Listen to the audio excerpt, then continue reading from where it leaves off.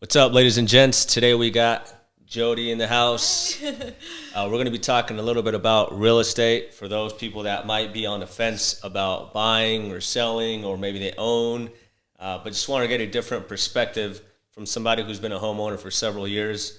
And I wrote down some questions that came to mind that some people might be curious about. So we'll get right into it here, Jodi. One of the questions that came to my mind was maybe you had some concerns before you bought a house, and if you did have some concerns before buying, what was some of them that came to mind? I think the biggest one is my credit, just because, you work so hard on your credit. And I feel like no one ever tells you, oh, hey, if you reach like the certain, like limit, or that's the wrong word, but like what is the credit to buy a house? And I think it's just such a big commitment as well that it's just scary. Like you're like, I don't know where to start. First off, I'm like, who do I talk to? Do I just go to a house and like, okay, it says for sale? Right, Who do I hit up? Like, right. So one of your biggest concerns was you were curious on where your credit had to be so you can get the best terms, or? Yeah, and I just feel like, yeah, credit was the biggest one. And just I think the biggest concern too is like where to even begin. Like, what do I even do? Like, do I just call a realtor, or like it just was a scary thing. Like, I just don't know what to do. Right. I'm like, is my credit, I was young, I started my credit and I hadn't checked it in years. And I'm like, is it to buy a house? Like, who do I talk to? Am I going to be able to do it? Just so many concerns. I feel like that comes with just taking that big step. Right. So that guidance was definitely key. Unfortunately, I wasn't in the industry because you bought at what year? It was 2016. 2016. September 2016. Okay. Yeah. Wow. So 7 years going on. No, 6 years since you bought then. Yeah. Almost. Yeah. So I got into the game, a real estate game, in late 2017. So I definitely wasn't. Yeah. See, wasn't you robbed me from my experience. Awesome. Was there any other concerns that you may have had besides the guidance and credit? Yeah, I think just, am I able to do this? Like, this is a huge commitment, 30 years, like, Yeah. can I do this? Like, you just think about everything, and I'm such a worrier that I think about everything, I guess, that can go wrong, which can be good and bad.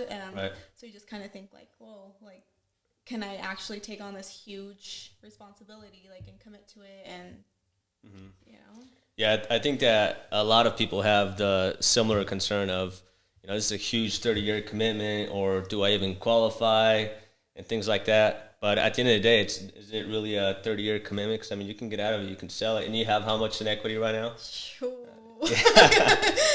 Yeah, with the market and everything, thankfully it's gone up, like it's shot up a lot. But yeah, like you just feel like you don't know all the answers. Like, hey, you just think 30 years, like.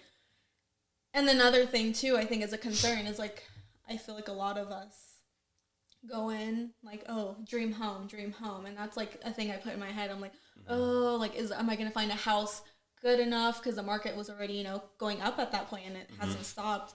So I'm like, am I gonna find a house that I'm actually gonna want to commit to for however long? Because with the market going up, you're like, you can't go with the expectation like, oh, turnkey ready. Like, shoot, we all want that, but it's not reality for the majority of people. So I feel like that was another concern I had too. Is just me being optimistic that, hey, it's your first home. It doesn't have to be your dream home. Like, you work to there. So. Right. So you mentioned dream home. So is your first home your dream home, or did you buy something that needed a little bit of love? A lot of love. A lot of love. Still does. Yeah. I just feel like finally when I was inside, I'm like, okay, like, what is going on here? But I saw, what it could be. So I knew that it could be home. Was it, everything I was looking for? Absolutely not, but it just felt right. And I just knew with a lot of love it could turn into, home. Yeah, I agree with you. I think a lot of people go with that mindset of my first home is going to be my forever home, but it doesn't work like that. The places that I bought as well, they need some love as well. Yeah. And I think that's definitely key. So you got your foot in the door. Now you got all this equity. You got a place to call home. Yeah. No one's raising the rent on you. Yeah. You got a appreciating asset. Definitely a great move right there. So what was your ultimate deciding factor? You had these concerns, and then there came a point you're like, okay, I'm just going to pull the trigger. What was the ultimate deciding factor for you? What was your why? So actually, one of the people that influenced me the biggest was my sister. She was doing marketing for a company for a while, loan officer.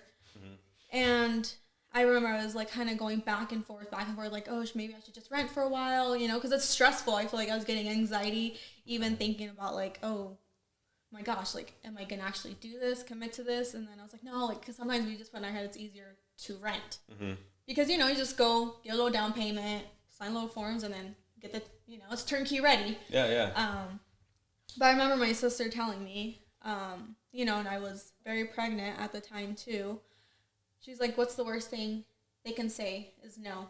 She's like, but if you don't at least try and see. She's like, because maybe you are qualified for a house. And then the nice thing that she told me was, and if you're not, they'll work with you to get to the steps. Like, oh, hey, your credit score is here, needs to be kind of here, or pay off some debt here, you know, all the steps.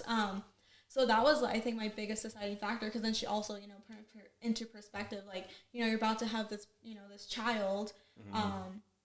Wouldn't you want, like, a home for them instead of, not that an apartment's not home, but, you know, just having a yard and just doing whatever you want to a room and just making, you know, your home and your child being able to grow up in that. And that really just put it into perspective. I was like, man, she's right. Like, yeah, even though it's super scary, I'm like, let's go down there and let's just see what, you know, loan officer has to say. Because, shoot, I might be ready. And sure enough, she's like, yeah, you know, you're very qualified, and let's get the show going. So I was like, oh, so I was very thankful that my sister was really like that positive, because she knows how I can get. Like, I just overthink everything, that sometimes you don't do things because you worry about all the things that can go wrong. You're like, well, what if they say no? But, you know, she hooked me up with one of her girls down there, and yeah, the rest is history. Nice. Here we are. Yeah. That's awesome. I think that, I mean, being in the real estate industry is that, I think that majority of people, or a lot of people, feel like they don't qualify, but they're well qualified, such as in your case. You're like, I don't think I qualify. I got these concerns. But your sister was like, well, what's the worst that can happen? They'll tell you no. And if you don't qualify, well, they'll guide you to. Yeah. And I think that's what really sold me, because I'm like, okay, because there's this person that can help me. Yes, no. And if no, then get me to yes. What are the steps? Yeah. And, you know, she also told me, she's like, you know, you have been saving money for a home. You've been working on your credit since you could to save for a home. Like, that's always been your goal. So it's like, when are you going to actually look into that? Like, right. You know, you're 24, and, you know, the worst thing they can say is no. So she's like, even though I doubt they'll tell you no, she's like, because I know that that's been one of your main goals from the beginning, is just save, work on your credit, save. You know, I wouldn't even go shopping for things. I'm not a big shopper, but even just any little money you can put away, because then when you actually get a house, you're like, oh, okay, I have to pay for this, you know, like inspection and down payments and all of that. Right. So next question I got in here is things that came up that maybe you were not expecting during the process. So you're in the middle of buying this home. Did any surprises come up that maybe you were not expecting, or is it pretty smooth? I feel like it was pretty smooth for the most part, because I feel like they walk you through, but I feel like it's more just, you don't know what all goes into getting a house. Like I was saying earlier, like an inspection, you're like, oh, you pay somebody to go inspect. I mean, I know you don't have to do it, but if you don't get the house inspected, and thankfully through that inspection, they found some things that were, you know, going on. So then you're like to the homeowner, hey, like, maybe could we fix that before we move in? Because like once you sign, like, that's it. It's your problem. That's your problem. Like, it's not your realtor's problem, your loan officer, nobody. Like, it's your responsibility once you sign that and stamp it away. Yeah. Like, it's yours. Absolutely. Everything that comes with it. Yeah. So I feel like just kind of going with the process. Like, there's, you know, you have to wait. You have to see if you qualify, like, for what amount. And especially with, like, the market, it was going up. I was just like, oh, like, what are we even going to qualify for? So I think it was just the whole process, like, just a learning curve, like, knowing what to do, the steps, like, and when they kind of appraise, you know, like the appraisals, everything. Like, I had no idea what any of that was until I was like, wait, what is that for? Right. And then my realtor is like, oh, you know, this is what we do this for, and I recommend you doing an inspection, because if things are wrong with the house, you take it as is. Like, you can't go back and be like, hey, previous homeowner, why didn't you disclose this? You know, because they do disclose like things that they know that are going, or want to disclose things that are going wrong with like the house or whatever. But then the inspector like really just gets in there under the house and above, everywhere. No, I think inspections are definitely key to know what you're getting into, especially if you're looking for a place that you're going to call home. It's definitely key. Investment, I think, is a little bit different. I mean, and even then, you want to get one, but inspections are definitely key. So no, yeah, for sure, definitely would recommend one, because I have a coworker who just wanted a house and skipped on the inspection, and now unfortunately she's paying for it, like literally, because a lot of things have come up at the older house, and she's like, well, I mean, I did take it as is. I wanted the house, and I needed to get out of here because she's from out of town, and so unfortunately she's still getting surprised with something. So that's why I'm like, if you can get an inspection, I mean, you should. Like, please don't skip the inspection. I know it's like a whatever amount of money depending on the inspector you choose, but definitely would recommend that. Better safe than sorry. It'll save you some money in the long run. No, for sure. Absolutely awesome. But next question that I had for you here is, now that you own, right, is there any things that you wish you would have known, or any challenges that you may have come across now that you've been a homeowner for coming on 6 years? Any challenges that you've encountered? Well, I think like with becoming a homeowner is a challenge in itself, because I just feel like you have to put into mind, you're not just buying a house. You know, lots of times you need to do like some painting and just everything that comes with it. Like utilities, you need to buy washers, dryers,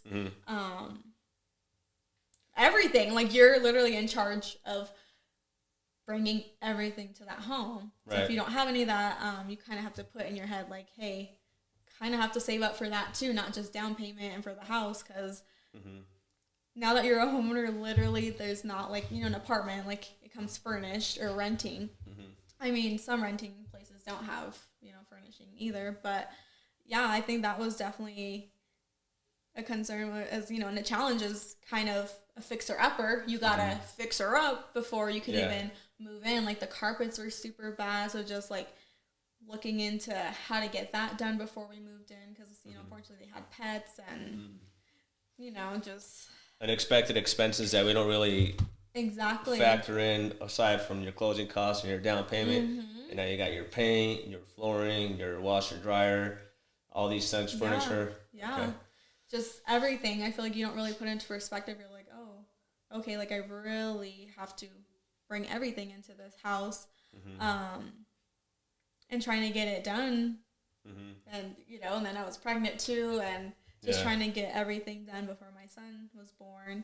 So I just feel like I didn't really put everything into perspective, you know, and then you're like, okay, and then the first mortgage is going to come up, even if we're not done or moved in or not. So I think it's just all kinds of things that you don't really put into perspective. And it was a challenge to get everything as done as we could before. But, you know, it got done, and still working on the house. I feel like it's a never-ending project, which is what most homes are, you know. It's like a never-ending project, because there's always something that can be done. And then you throw in HOA, so, you know, and I think another thing that really came up that I didn't really put into perspective is that, you know, I have a huge land. And I'm like, got to keep up with it, right? I was like, what? I didn't sign up to take care of all of this. Because it's probably bigger than my house, like my land. And, you know, with HOA, you have to keep up on that. And I didn't really, at the beginning, really pay attention to how strict HOAs are. So then when they're like, hey, this is not right, you have to fix this immediately. And I'm like, oh. So that's another thing, too, to keep in mind, is that you are responsible to keep up with everything. Something breaks, something needs to get fixed. Like, you're the handyman. Which I'm going to make that a very key point right there, because I feel like many people might be going into an investment or a property, and they don't know that other costs are going to be associated with that, like your repairs. You're no longer a tenant. You got to take care of those, right? Paint, flooring, maintenance, all that stuff. And I think many people tend to forget that, and they overextend themselves with a monthly payment that they can barely afford. So I think that's key. And that's why I'm so big on don't overextend yourself, especially in a market like this. No, but for I just sure. wanted to make that key right there. Yeah, and you actually brought up another valid point that I actually had forgotten about is the monthly payment. Because you can qualify depending, but I feel like they don't really factor in everything. Like, hey, you know, like I had just gotten a car as well, like not too, you know, before all of this. So just like, oh yeah, the number looks nice, but I just feel like sometimes you can overextend on what monthly payment is actually going to be realistic, because then you also have to factor in the taxes.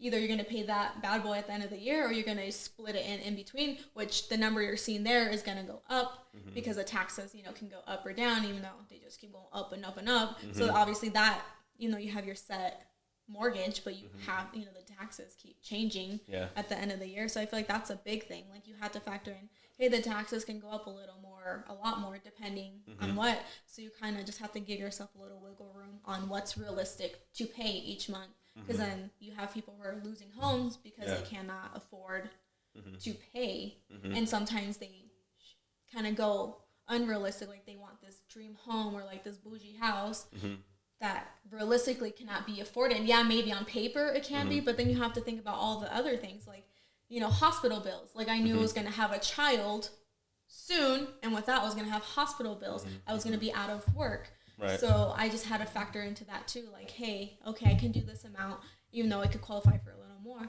But, you know, I just think really, really thinking about all the things. And if you still want to have a lifestyle as well, like you can't just like, oh, I'm just going to pay this much a month for my mortgage. Yeah. Oh, I can't afford it this one. I'm just going to pay a little portion, because then you're going to be out on the street. So I think that's something too that was a big concern of mine, was just factoring realistically what I could afford to pay each month, and with everything else that even wasn't on paper yet, but like I said, my child, and knowing I was going to have those expenses and being out of work. So I'm just really like, okay, got to think long term, not just like today. In the moment. Yeah, for sure. And just even having a little backup savings, I think is super important too. Because life happens, and, you know, pandemic happened that, you know, little did we know was coming. Luckily, people are living off of the government right now, so those guys are set. They're set. We'll see for how long, though. I know. Awesome. Well, thanks for sharing some challenges. Now, what is the best part of being a homeowner? Because, I mean, everything comes with challenges, right? You must pay a price for everything. No, for sure. Aside from that, what is the best part for you as far as being a homeowner?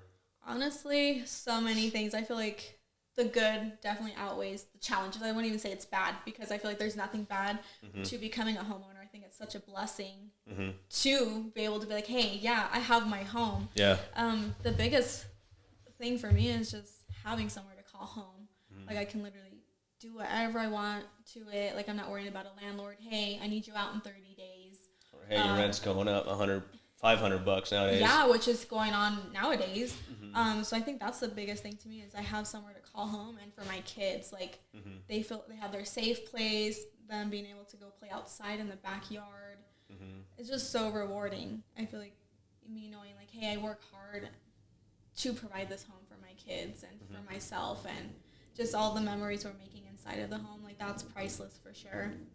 Yeah, and like I said, being able to do whatever you want. If I want to paint the wall bright pink, who's going to tell me otherwise, you know? Exactly, yeah. And just making it however you want, changing it up, just everything. Even though it is challenging to do all those things, but when you sit down in your home and you're like, wow, this is what, you know, has become of it. It's just very rewarding, and, you know, definitely wouldn't change it for anything, especially that my kids have their safe place and love being home, and us being able to do whatever together.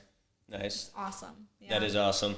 Yeah, my mind right away goes to like business side of things, like appreciation, the tax benefits. You can rent it out and make cash flow on a monthly basis. You can make money right off of this property, off of this appreciating asset. So amongst the things that you just mentioned, also that other side of business is also. I feel like the mom side of me comes out.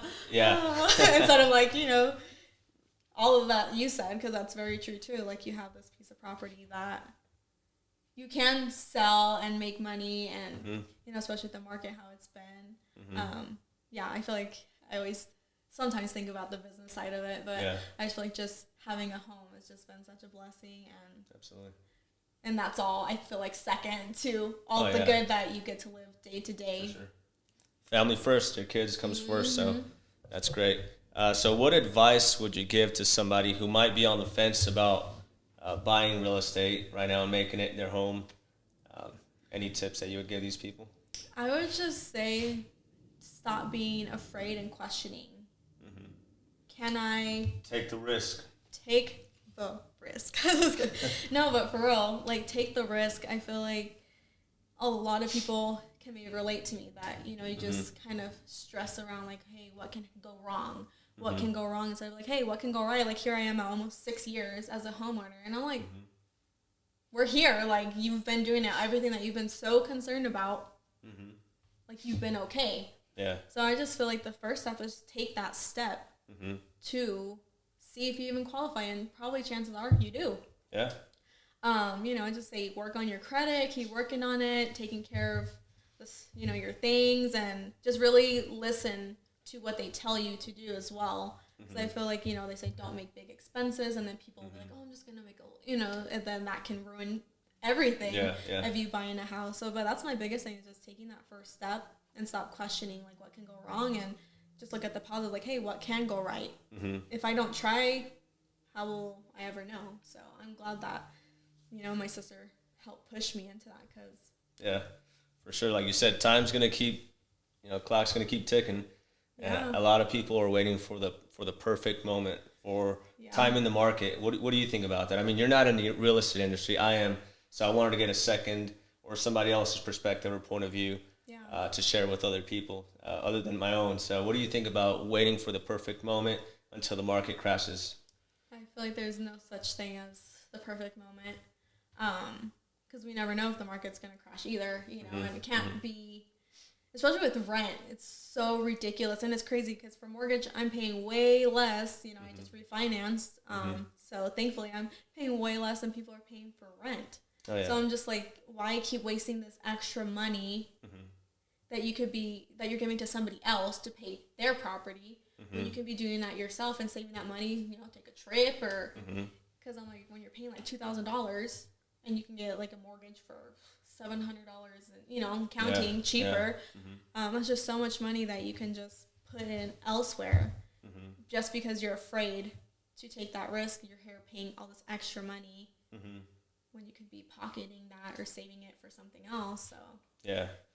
So in a market like this, you don't need to buy a house, but if you didn't own a house, would you buy in a market like we currently are in right now?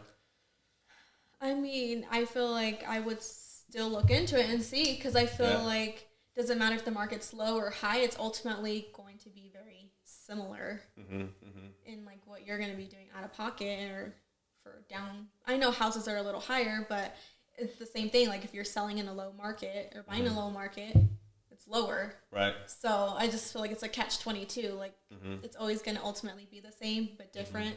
Right. So I feel like if I didn't, I would definitely try to at least look into it and just see at least what they have to say and see if it is realistic. Because I feel like a lot of people are still buying houses at realistic prices, and you know, and the interest rates as well as you have to look at. Because when I bought a house, the market was still, let's say, lower, but interest rates were higher because now that I refinance, I'm like, oh shoot, it cut in half. Yeah. Oh yeah. So that's another thing you have to look at too, is the interest rates are really can make or break. Because even if in a high market, you're like, oh, this house costs this much, but you're getting a really low, like 2 point something interest rate instead of like almost 5, 6, 7 that people were paying prior. I think that's another thing to look at. I feel like it really evens out at that point. Yeah, higher market, lower interest rates, because then you have a lower market, higher interest rates, and vice versa. So absolutely, that's why I say it. Man, you should just join the real estate game. Well, you're pretty knowledgeable. You might as well sign you up. Join the fan business. That's right. That's it. Well, awesome, Jodi. Thank you for sharing that. That's basically all I had today. That's kind of what came to mind. I feel like a lot of people have certain concerns. They might be on the fence. And sharing somebody else's perspective who doesn't necessarily benefit from helping them and guiding them, like myself, because in all reality, if I help somebody buy or sell, I do get compensated, right?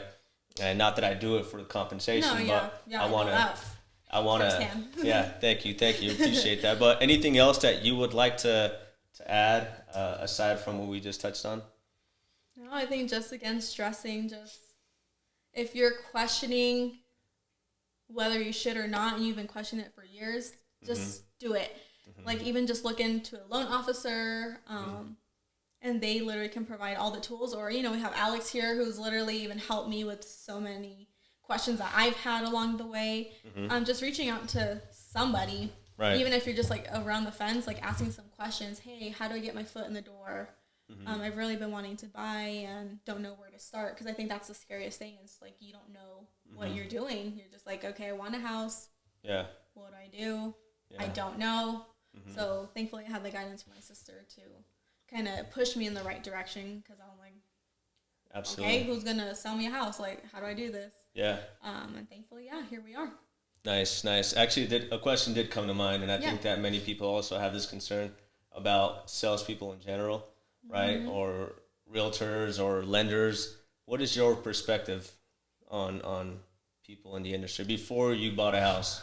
I think just being cautious, kind of following your gut with who you're dealing with, because there are people that do care, and then you have others who are just in it to see what they can get, and I just feel like if you're kind of like, I don't know how I feel about this person, I feel like they just keep trying to sell me on something and it doesn't feel right, then go look for somebody. Thankfully, my process was really nice, like, very happy with my loan officer and, my realtor, and I just felt like I could trust them. So I feel like that's the thing, is like, you can feel like they're your friend, because I feel like that's another thing too that can get scary is, I know people who have not necessarily been scammed, but essentially, just not giving like the process like they should have gone through. Like they didn't get that homeowner experience that they should have gotten. I know there's always going to be bumps and stuff that's out of realtor's control, our loan officer control, like it's out of all of our control, but I just feel like really finding somebody who you can trust along this process that actually cares, and is there for you, because I could call either of them at like, hey, what about this? I'm like, oh, this, just having somebody who's available, because I've had people like, oh yeah, they're not calling me back. I've been trying to figure this out. I missed out on this house. So just really having somebody who's responsible and actually takes what you're going through serious, because literally at like 9-10 p.m. I'd have my people like, hey, you need to sign this. My realtor's like, hey, you need to sign this immediately. And just her being on top of it, like I appreciate it, because when I found the house that I was like, hey, can we please go look at this house? I don't know if it's still for sale or what. She looked in it real quick. Yeah, we're going to go today. Went to go look at it, and then, went to go for some breakfast after, discuss like, hey, let's do it. And she's like, yeah, let me know, because the way market's going, like houses are going fast. So like, yeah, let's put in the offer.